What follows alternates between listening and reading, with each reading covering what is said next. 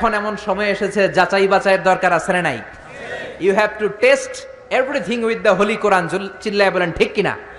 কারণ কোরআন আপনাকে সমাধান দিবে। আপনি যত ঝামেলায় পড়েন, আপনি যত বিপদে পড়েন, এই বিপদ থেকে সমাধান দিতে পারে একমাত্র কোরআন। চিল্লায় বলেন কি?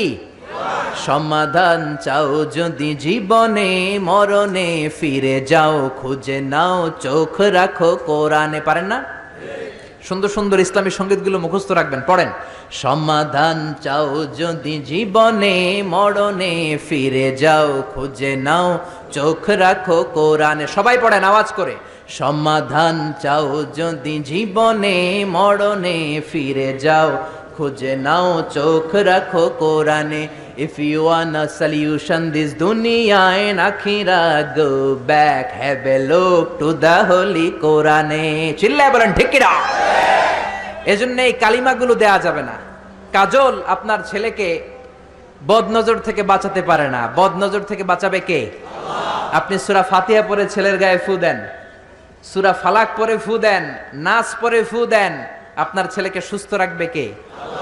বিশ্বনবীকেও জাদু করা হয়েছে। কি আজীব তামাশা! বিশ্বনবীকে জাদু করে 6 মাস অসুস্থ রাখা হয়েছিল। জাদু করেছে ইহুদিদের বন্ধু লাবিদ ইবনুল আসাম। 6 মাস বিশ্বনবী ছিলেন অসুস্থ, দাঁড়াতে পারে না, বসতে পারে না, নামাজ পড়তে গেলে কষ্ট হয়।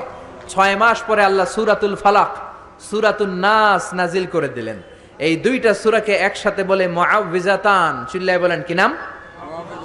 মুআউযিজাতান। চিল্লায় বলেন কি নাম? এই দুইটা সূরা পরে যদি ফু দেন, কোন জিনের বাদশাও আপনার ছিটেফোঁটা কিচ্ছু করতে পারবে না। চিল্লায় বলেন ঠিক কিনা? এজন্য সূরা ফালাক পরে ফু দিবেন, নাস পরে ফু দিবেন। ছেলেকে সুস্থ রাখবে কে?